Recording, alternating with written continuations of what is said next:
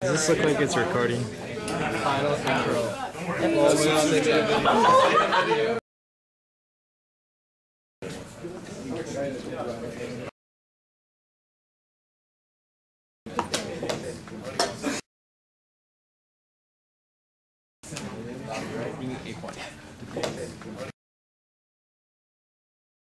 Is it better to be feared or respected?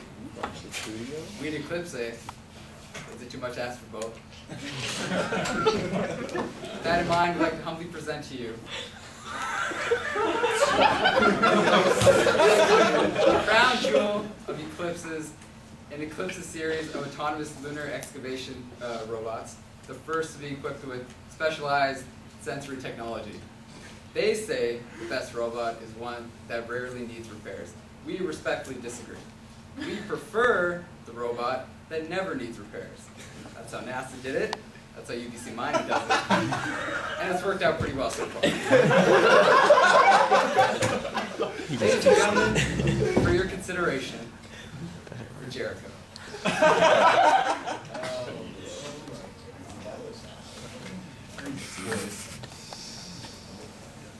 Eclipse. Pt.1. Bam.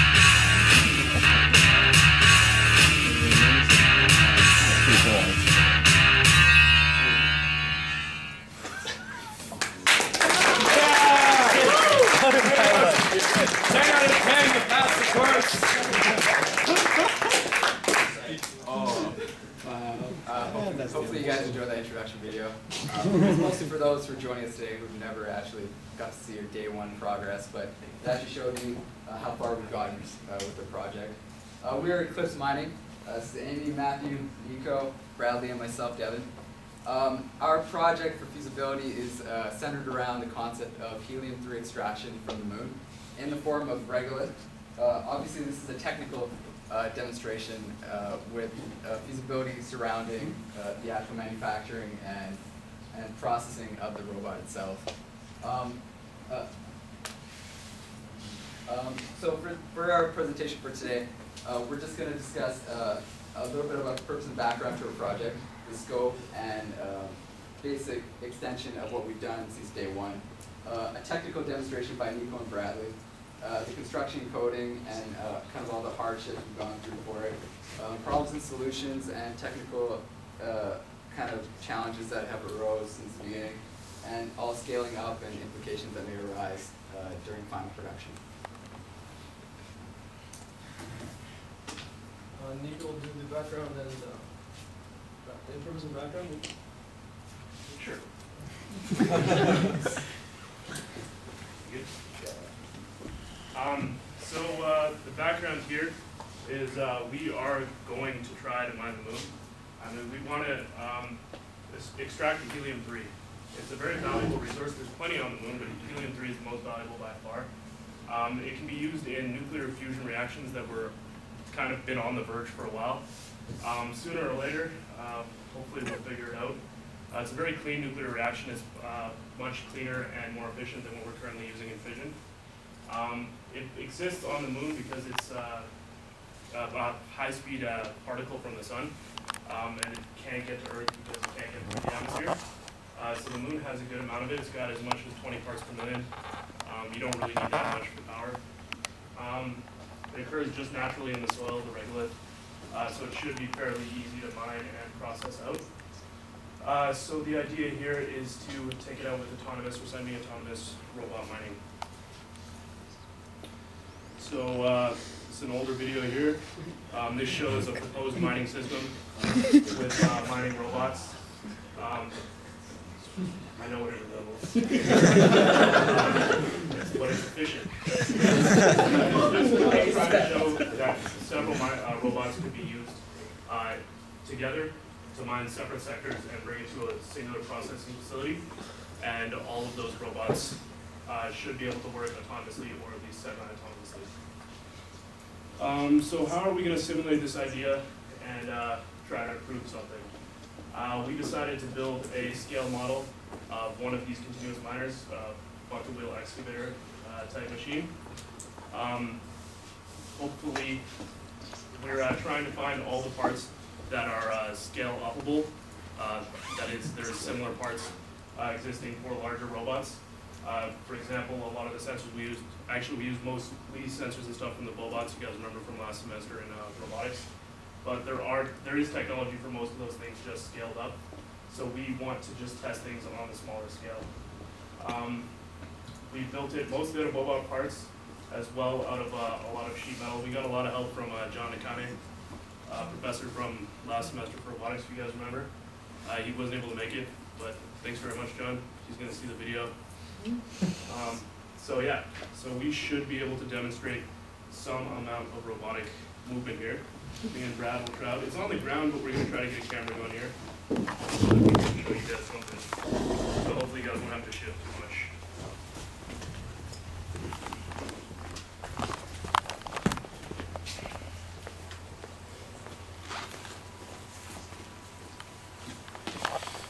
Okay, so what we're going to try here first is we're loading it up with a semi-autonomous code. That means that Brad is going to be putting in coding just for certain type portions like stopping and starting. It should be able to do most operations on its own, including obstacle detection, which I'm going to move this way. So hopefully, if these sensors work out okay here and everything goes, it should be able to go on itself. So Brad's going to initialize it, and it should start driving forward. And if I place my hand in front of it, it should avoid it, as you saw there. And the tracks are going. Coming around to the flower, should avoid my hand again. Oh, my bad. Yeah, somebody just yelled at me. And then when it finds the flower, Brad is going to tell it that it's found the flower. He will engage it. And from now on, it's going to do more autonomous action on its own. It's engaging the conveyor on itself and the bucket wheel. And as you can see, it's scooping the flower and it's sweeping as well with pivot motion. You may have noticed in the video our conveyor was a little bit wider. This isn't the most optimum conveyor, why we were late today. But it still moves and it still proves the concept. This would be simulating that there is processing in the middle, some sort of reduction in mass, and then dropping off the end. And that would probably be a kill of the conveyor there. And so hopefully we'll also be able to show that it can mount the flower here. Or not.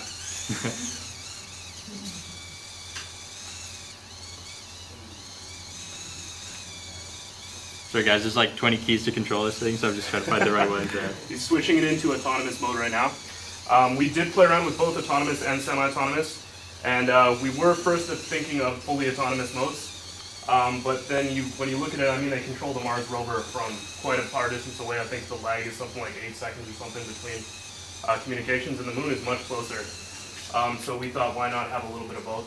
I mean, human interaction is always good. So we've tested it with both. It has autonomous functions and radio control functions as well via the Bluetooth. So at this point, I guess we'll get Niko to take over, and he's just going to kind of simulate the telerobotic operation of it. Sure. So it's got two modes. Basically, what you can do is autonomous, like we were just demonstrating here. It's a little choppy. Some of the servos don't respond quite as well as we would have liked. They were designed originally for a little tiny Bobot. But on such a big scale with this much weight, they're difficult to spin. So it makes it very difficult to tell it to do a certain number of pulses for counting things. But what you can do is a telerobotic system. We're only mining on the moon. That's only a few seconds away via signal. So you can have someone sitting on Earth, just kind of monitoring the robot, checking out, making sure it's doing all right, giving it high-level instructions. So kind of mine this area, mine that area, or whatever. Go over here when you're done.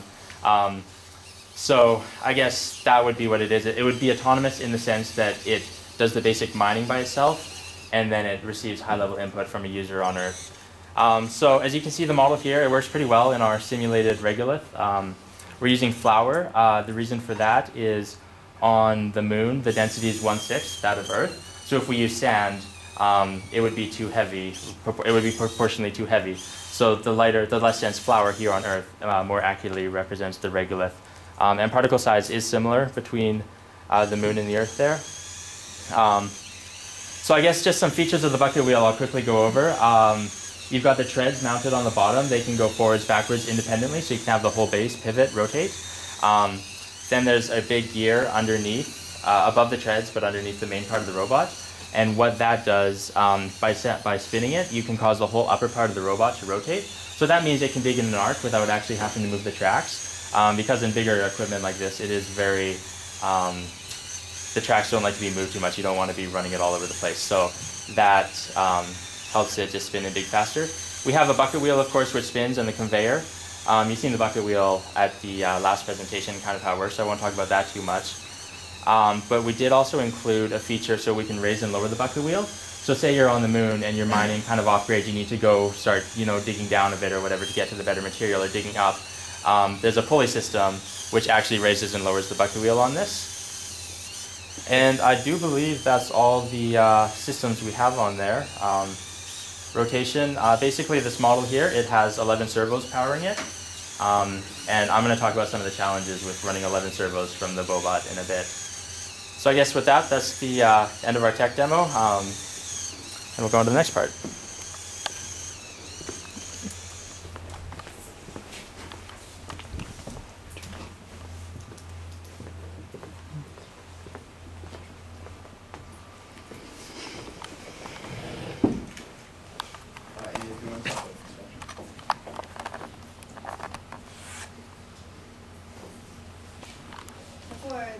Of the robot.